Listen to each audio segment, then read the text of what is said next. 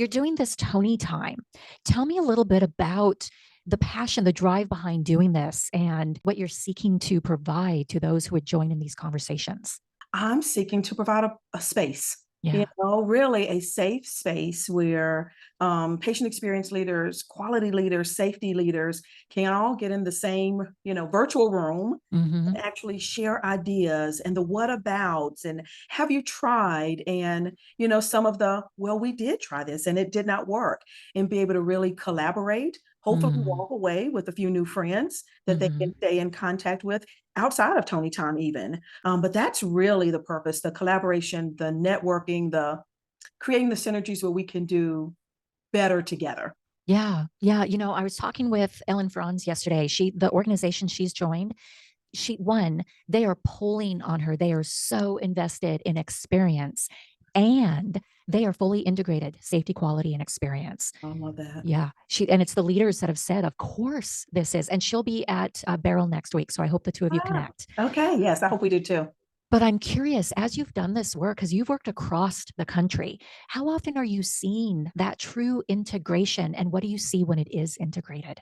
Yeah, I do see organizations that are fully integrated.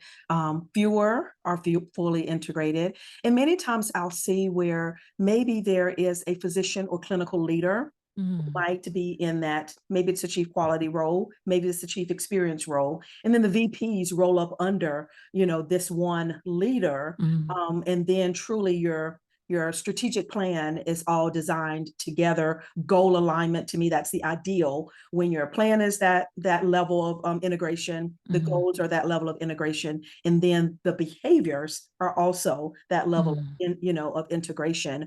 um, I think we're seeing glimmers of hope where more and more organizations are recognizing that we have to create synergies. We have to look at, truly how can we integrate. mhm, Ones who haven't gotten there, I think one of the things we see is maybe they create some type of steering committee. And I've mm, been there. I've done that before, where my experience team was not necessarily reporting structures with the quality team, but creating a steering team that included all disciplines: marketing, finance, all the players, quality, truly a family member around the mm. table, and then everyone being involved in creating the strategy and the goals and behaviors. Yeah, I love that. And one of the things that's really prevalent on my mind is in the work that we do, because safety, quality, and experience are often siloed, and we each have our own initiative. And those initiatives, right? If I'm working on one thing for experience, I'm asking the frontline teams to do this, where quality is asking something else in safety. And yet the outcomes that we're seeking to get on that dashboard are so highly integrated. So do you see when these are truly integrated within an organization that then they're looking at a initiative collectively? How does this serve our individual markers on the dashboard, but it's really all the same effort to be able to do that? Yeah, I absolutely see that. And I feel like those who are integrated are higher, performing Hmm. organizations around all three of those components. Hmm. But I will tell you, when we're disjointed and siloed, Yeah. not only do our families feel it, our own team members feel it also.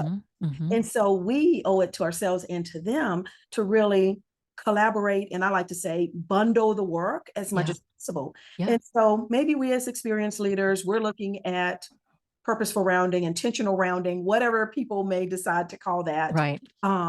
And maybe you've got your safety team working on falls. Well, we know that those two can work together and Hmm. influence each other. Yeah. So why not come together collectively, maximize resources from your quality safety team and your experience team to really then bring home to those who are truly on the front lines working every day around the impact that this behavior can have on falls, and how do we actually track those falls so that they see when we round, we do see a Mm. decrease in falls, which improves, safety, confidence, and trust with our families. So Yeah. yeah, I do think when you bundle those, the better you see better outcomes. Yeah, yeah. And you were talking about the impact on frontline teams. And I often think about that frontline leader.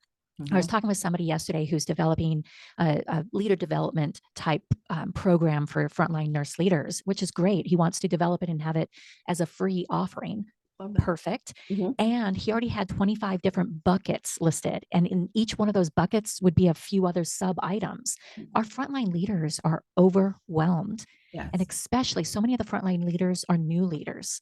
Yeah. And so I worry when we come at them with all of these expectations, among which are moving the dial on your experience scores, your safety scores, your quality scores. How do we help to streamline what we're asking of them so that they can feel successful as leaders? And I'm curious because I know you've been in that role both as that type of a leader and then coaching those types of leaders. What type of a message would you make to a new frontline leader who has all of those polls on them and that sense of, yeah, I'm overwhelmed, I'm failing? Yeah. And I think when it's really hard is when you're at some of the organizations where there's not a true group of people, and I'm going to say whether you're sitting in quality, safety, or experience, that's really focused on the work. Mm, A lot of times what I see in especially some of your smaller organizations, I will see where, yes, there's an expectation of improvement, and I'm going to use nursing. Nursing needs to figure out how to improve. And mm, it's not a skill set that they necessarily know how to improve, nor how to prioritize that work. So if we go back to bundling, I don't even know how to bundle because it's mhm. been work that I'm familiar with, That's right. initiatives that I know how to put into place. So I think for me, if I were coaching someone like that, then I'm going to ask them to step back and truly look at what are the priorities, for the unit, because you can't do all things. So how Mhm, do we prioritize work? Where can there be bundles in place so we create those synergies and see better outcomes? Are there folks on their teams, on their units that are really engaged that they mhm, could bring alongside them to help in mhm. some of the work and to be those champions, to other team members? But right off, that's probably how I would start with them. Yeah, I love that because that's helping the leader know you don't have to lead every avenue of this. You've got leaders on your team. Lift them up, that let them co-own some of this for you or take the initiative, right? And I think so many frontline leaders feel like they own the responsibility of everything, but they don't. Their primary ownership is developing a cohesive team that can live together. Yeah, agree. And Denise, as you say that, I think when I talk to many leaders, whether they're in the hospital setting or even in the practice setting, I was with a practice leader not too long ago, and they were so hesitant to even talk with their staff because they know that they're so busy. They know that Mm, they're overwhelmed. And I do agree with that. I don't deny any of that. And I would say at the same time, what can we put in place that's going to help fill their cup? And mhm. for some of those team members, it's feeling like they're not just a cog in the wheel, Right. that they're not just here, a body to take care of people, but that we value their opinions, their perspectives, and we are looking to help them grow as a professional. And I think when we tap into that with a balance, then I Mhm. think many team members will lean into that, and actually it helps to fill their cup some. Oh, very much so. Yeah, and there's so much research that shows that they can have the same amount of work on their plate, but feel overwhelmed when they're not feeling like they're truly empowered and engaged in the decision making and the outcomes and whatnot of the department or the organization. Whereas when we do fully engage them, they'll lean in and that work becomes joy instead of work that is drudgery and really pushes them down. Yeah. Yeah. But it goes back to something you mentioned a minute ago. Yeah.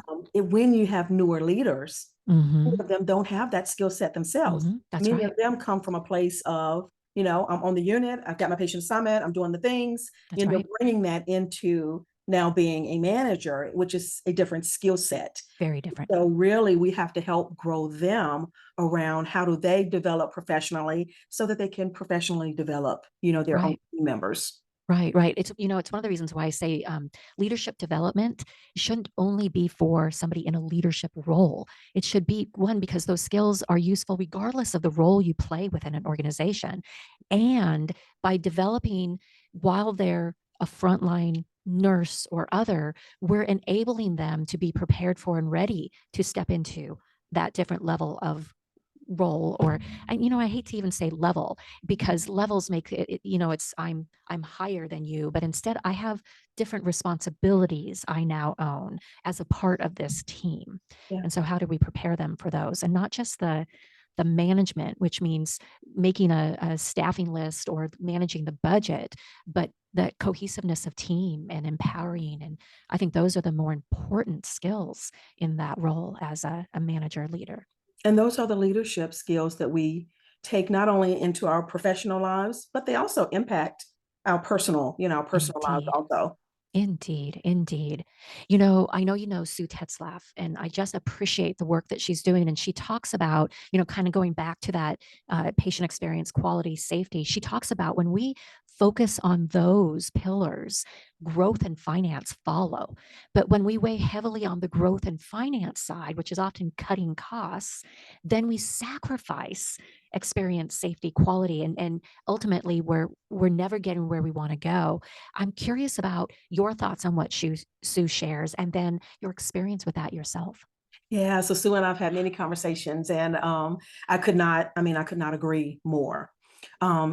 I do understand when costs have to be cut. I mean, I've been in an Mhm. organization where our budget's been so tight that we really have had to unfortunately tighten our belt in ways that impacted human lives. But I do agree. And at the same time, I will tell you, we were trying to be very intentional to then look at how do we improve the quality and safety in our organization, knowing that when we decrease medication errors, we decrease our length of stay, how do we improve our communication for discharge and post discharge so that we decrease these readmissions. And so, yes, even though we had to impact some of our own team members' lives as we were tightening this belt, we tried to put a cohesive plan together to say, Mm, okay, what are those other areas that we know we should focus on and focus on with a 3 to 5 year plan, because it mhm. doesn't happen overnight, so that we can get ourselves in a better financial state in order to truly be able to continue to serve the community. Yeah, and Tony, that makes me think about an example in the last place I worked. They had to cut costs, and so they being system leaders, because it was a system, we had 10 hospitals. They were just looking at people and positions in different areas, and so they assumed that all was the same when it was not. And so they level set across the system. And what unfortunately they hadn't known was this same role in this one area of the system was carrying responsibilities that same named role wasn't in another. And so they appeared heavy there because of those role that the work that they were doing. And so when they cut those positions, which looked great on the spreadsheet, they nobody was now doing that work. And it was a nightmare. Yeah. So those people were actually handling patient calls. Nobody was there to handle patient calls. Oh, wow. Yeah. And so one of the things when we're looking at cost cutting, I think it's so important to engage with those who will be impacted so that they can weigh in. I understand what you're saying. I have the same position title as this person, but our tasks differ. And Yeah. so if we're going to do this, who's going to take these pieces? And so I think when we cut costs too often, we're just looking at the spreadsheet when we actually need to engage with those who are going to be impacted so we can see the unseen. Yeah, so much comes to mind when you say that. But one positive example is I was a clinic manager for a number of years. And so smaller scale, we were part of a larger system. But so many times we work in the clinic setting, you feel like it's your own little business, so to speak. That's right. But our dollars were being cut, the number of Hmm. dollars that we were going to receive every year in the clinic, because Hmm. we were subsidized some. So, me and the lead physician started talking about they want us to present a new budget, showing this decrease with the decreased amount. We're like, okay, how are we going to accomplish this? And we did talk to our staff. And Hmm. we did say to our staff, hey, we've been approached by the organization, starting whatever time we're going to see this amount of a decrease in our budget. And so we're really working through what can that look like? Where can we cut back on things before people to see Right. how we can really meet this need that, people would be our last option.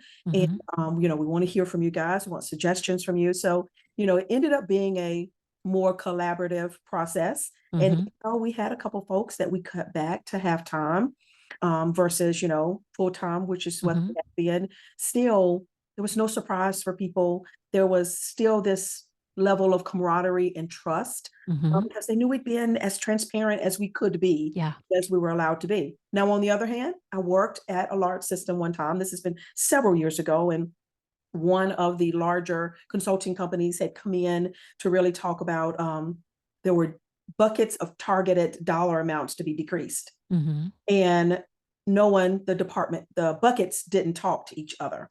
Yep. Right.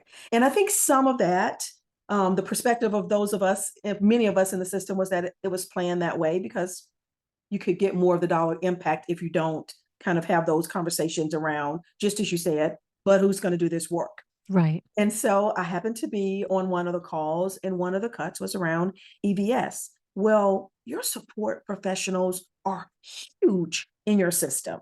Yep. And so, one of the things they start talking about, well, right now they do trash twice a day, like Mm-hmm. for a patient room. We're going to cut that down to once a day. Oh boy. Like, so what happens to that trash when I'm the 3 to 11 team, or 7P to 7A team, depending on what your shifts are, working on that unit, and that trash is overflowing? What happens then, if no one's doing that second pickup? Right. So there was no process put in place for that. Yep. More importantly, in our emergency department, they also cut the amount of EVS hours in there. So here you had a whole second shift where you've literally got techs and nurses and they're trying to turn these rooms over for these emergency room, these patients who have come into the emergency room. And so, needless to say, it was just a mess. Mm-hmm. But the siloed, here again, as we talked about, siloed, Yep. not listening to others, not collaborating, Yep. and not realizing the bigger impact across the system Yep. for the work that's being done. Yeah. Yeah. So many things come out of that. When you're thinking about, we want nurses to work at the top of their licensure. Mhm. Cleaning the room is not enabling them to do that. Just so much. But one of the key things that you said that I think is really imperative is trust. When we don't do things collaboratively and with the right people at the table, with the real understanding, and we just make those cuts, we break trust.